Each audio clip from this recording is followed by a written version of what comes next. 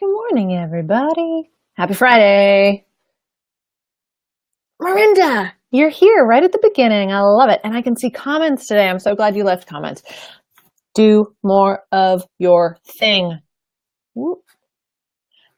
That's the theme of today's Action Hack. I'm Allegra Stein. Thank you so much for being here. Whether you're watching live or later on in the day, it's currently 9 a.m. Eastern here on Friday. I switched up the time today, playing around, which is good. Thank you for being here. Thanks to those of you who have shared and commented and liked over the past few days. It's much appreciated. Alethea is here and Melissa is here. This is awesome. I can't see those of you who log on using this new platform. So if you're here, say hi, because I can see the hi's showing up. Now, the way this works, just a little bit of tech stuff. I will follow, as I'm speaking, as I'm sharing today's idea, I invite you to leave your comments and questions below or next to the video, whatever format you're watching in.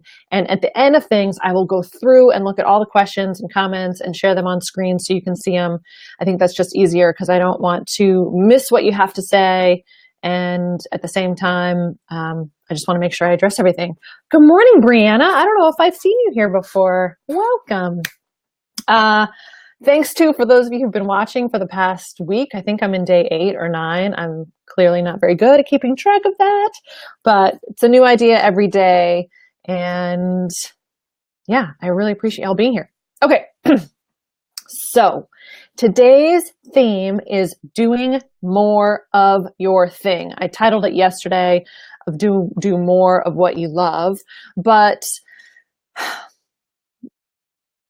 here's the thing. So if you're watching, you may have a thing that you really like to do, you really love doing.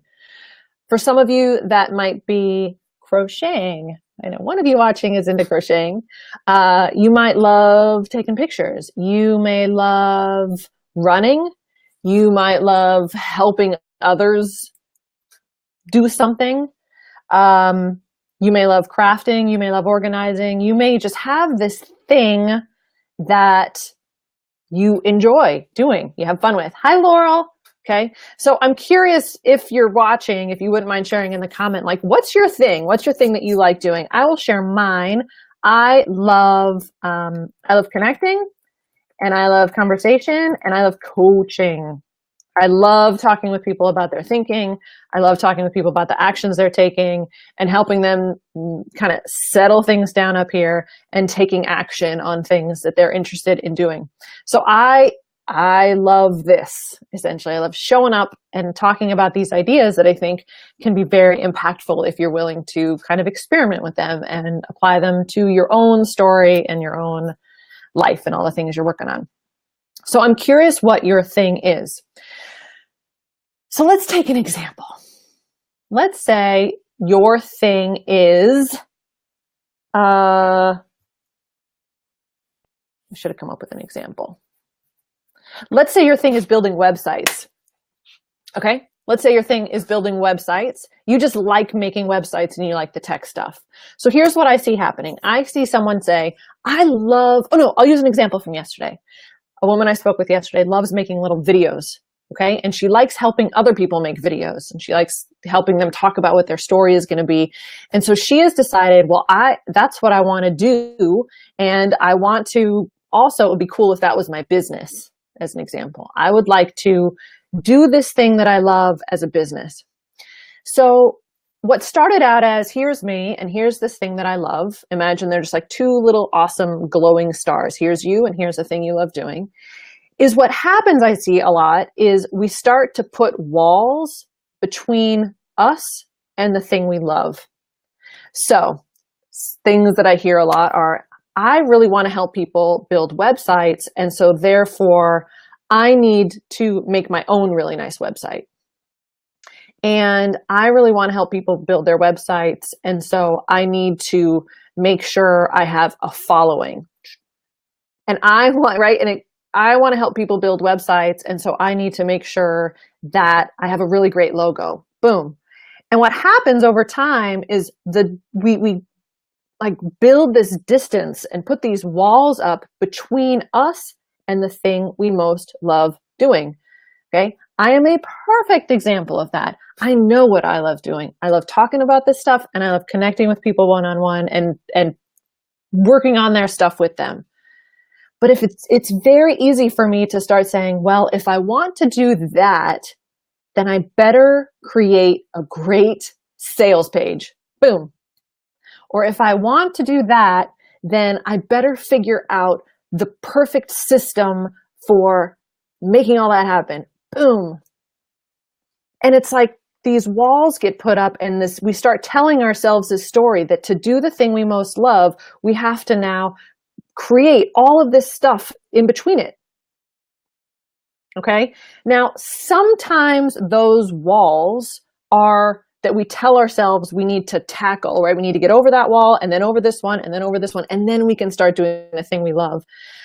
Sometimes those things are like external. So in the case, let's say, of business, well, I got to get a business card, and then I have to go to a lot of networking events, and then I have to have this great website, and I have to work on this program, and I have to build this following, and I have to have this many posts and start a blog, and then I can do the thing I love. Okay, so sometimes there are these things between us, these external things.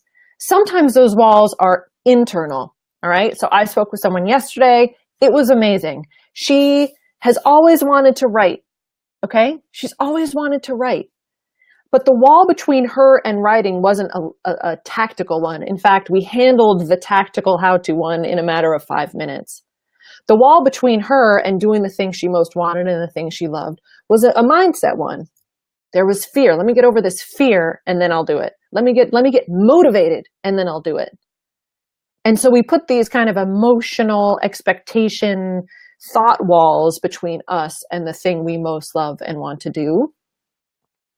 And it's like we just create this space. So what I want to encourage you to do is ask yourself, regardless of what you're doing with this thing you love, whether it's a hobby, whether it's just something you really enjoy, whether it's something you actually would like to turn into a business and eventually get paid for, is ask yourself and look at your calendar and think about your day and ask, how much of your stuff are you doing? Are you doing your thing every day? If you like making videos, right, and you're really intimate, you just love it. It lights you up. Sorry. It lights you up. Are you making a video every day?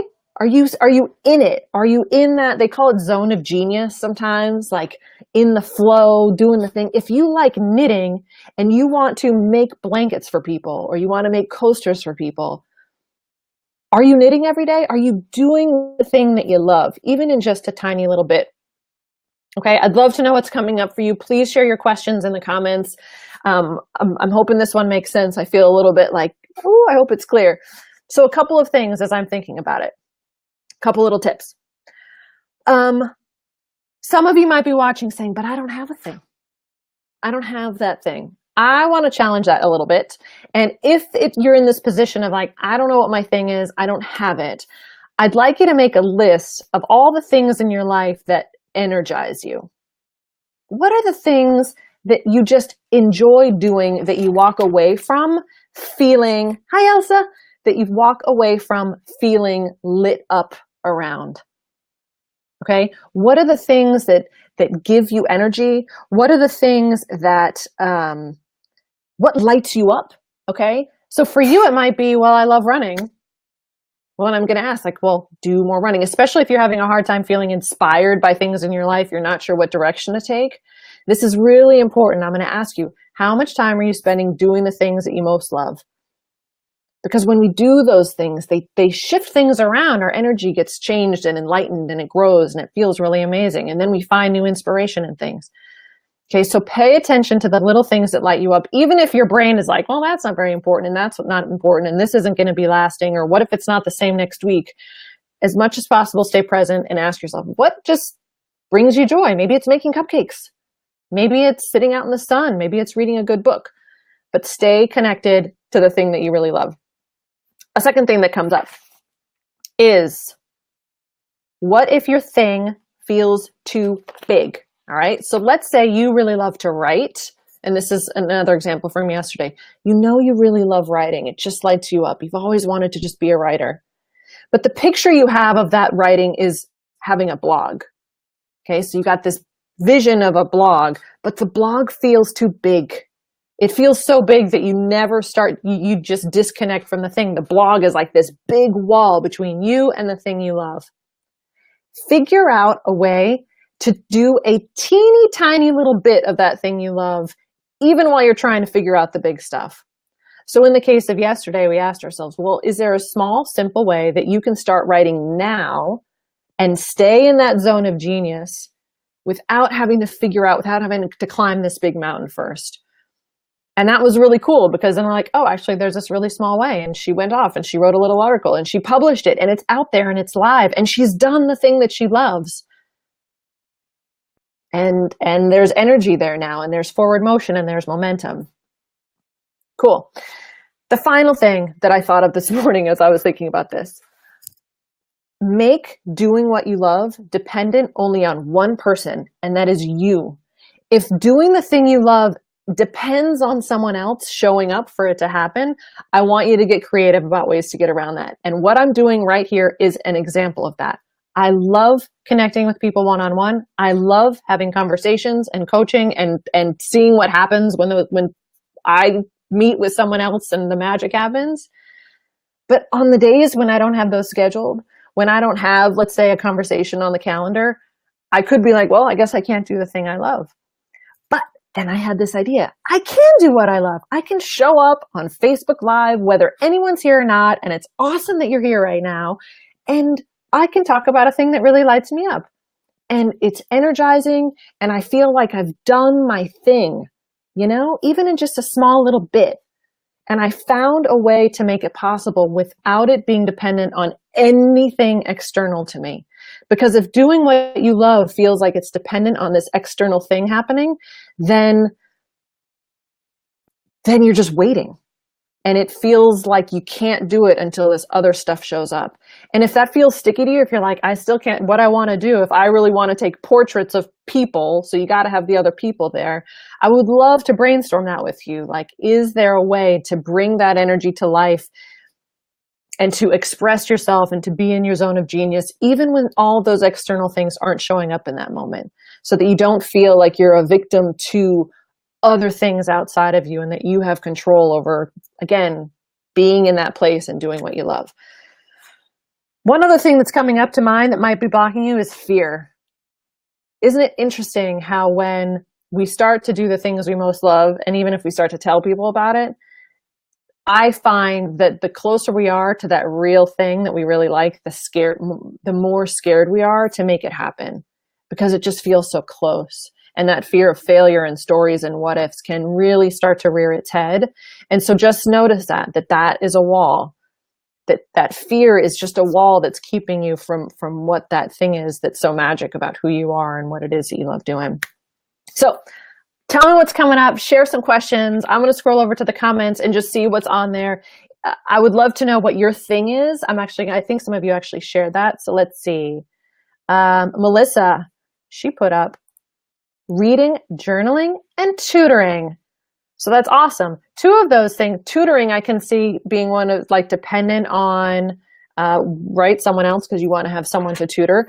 But at the same time, hold on, my dog needs to get out. Hold on. My dog comes in the office with me and then he wants to go in and out. Give me a sec. Go on. He's going to be back any minute now. When it comes to like serving other people, there are organizations and groups out there that would be so honored and appreciative of you showing up offering tutoring services. Okay, so keep that in mind too, that what your skill is, your zone of genius when it comes to helping other people. There are groups out there and organizations that are desperate for people like you to walk in their doors and say, hey, I'm here to help, even if it's just once a week. And doing that work is going to fulfill you in a way that I can't even describe. So again, if you're feeling like one of your things you can't find a workaround to, let me know. send me a message, ask me about it, because we can figure that out and get you on your way. All right, let's see. Marinda says crochet. She's making a basket now as she's watching. I love it. Maybe you'll share the picture with us later and say, here's the basket that I made. I've loved watching you do your crochet project, Marinda, and I've been thinking about you. I'm like, look at her. You're getting better every day. You're making bigger stuff. And I think that's just a testament to all of these things. Micro action, doing what you love, and seeing where things take you. It's great. Alethea, teaching, coaching, mentoring. Again, all such amazing, awesome things to bring into the world. And Alethea knows my story very well right now in terms of me staying in my zone of genius and finding little ways of doing those things. Even when we think it's not accessible to us in the moment. Laurel loves photography. Laurel, how many pictures are you taking? Are you out there taking pictures a lot? Are you waiting for something? Is there a wall between you and doing the thing that you love? Or do you find that you're able to stay in that groove with frequency? Jenny says hello. Elsa says hi. Alethea. Oh, this is awesome. I found that reframing as much stuff so that it falls into my zone of genius is a game changer too. Thinking of blogging as a form of coaching makes it much more fun and exciting for me. Perfect example of taking back control of that thing you love and doing it regardless. I think is so awesome. Thank you for sharing that. Elsa says, life is always hectic for me. I work full time, but since I work from home 3 days a week, I'm also a stay-at-home mom. So I'm always insanely busy with my kids, so no time for me. I've started squeezing in time to do what I love, which is photography. I've always loved photography, and basically it has been my boys for years now. But as I walk to work in the city, I take a longer route and take scenic pictures, which I love. Elsa, you should connect with Alethea. Alethea, I think, is here. You can see her in the comments. Alethea does amazing work with women and photography and community and leadership, and what you're sharing is totally in her wheelhouse, and I hope that connection gets made. And I love that you're working these little pieces in to your day, and that you found these little pockets. And that's another little thing. It doesn't have to be big. It can happen in small little pieces. Sometimes even just like 1 little minute of doing the thing you most love can settle you down and keep you grounded. And I think that's awesome. Laurel Smith, it's hard to make something want a priority. Do you mean that like how to put yourself first? No kidding. That's something that I hear a lot. Like, well, I can't do the thing that I really love because then I'm turning away from the other things that are important to me. But I want you to consider that doing what you most love and making time for those little things to do your thing and to get re-energized actually serves the other stuff in your life. There's this common idea that if I take care of myself, then I'm not taking care of other people or other things. And I want to challenge that for you. And much like putting your own oxygen mask on first in an airplane, right? If you've seen that, they tell you, put your own on first so that you can better help those around you, is ask yourself, are you giving yourself enough oxygen? And consider that airplane metaphor, that it's not you do you and so everything else falls to the wayside.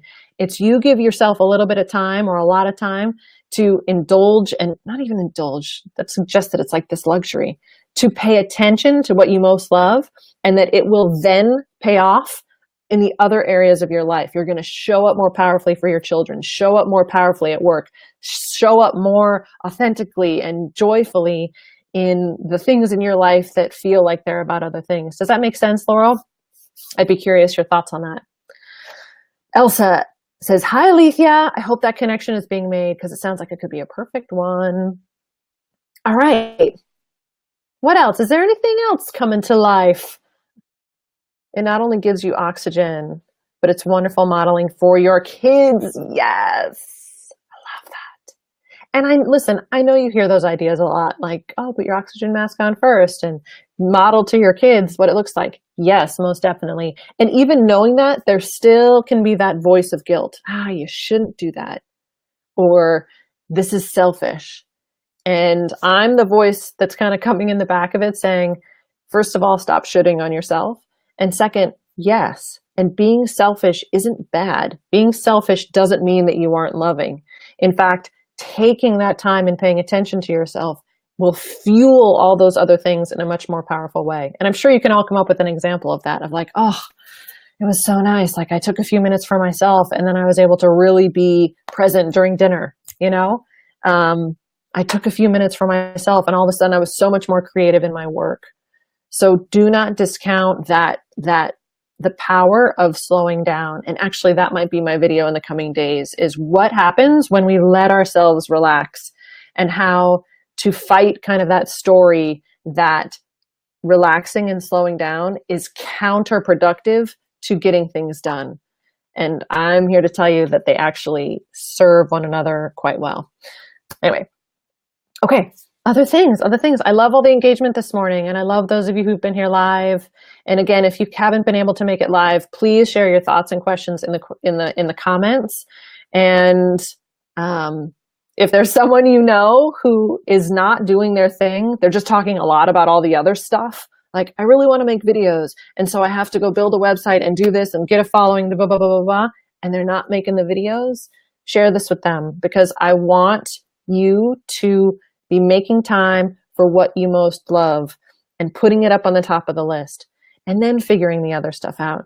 But if you're not staying in that sweet spot of doing what you love and you feel like it's lacking, it can just create a lot of thinking and stuckness and overwhelm that is easy to break through when you're doing what lights you up. All right, I'll be here for another minute or so. If there's any other comments or questions while I'm live, again, these little videos are just scratching the surface of the kinds of things we could talk about. The invitation is out there if you want to really dive into how to implement all these ideas into what you're experiencing personally. I extend the invitation every time to connect with me directly. We can have a quick discovery call and see if there could be a fit for some longer term partnerships together.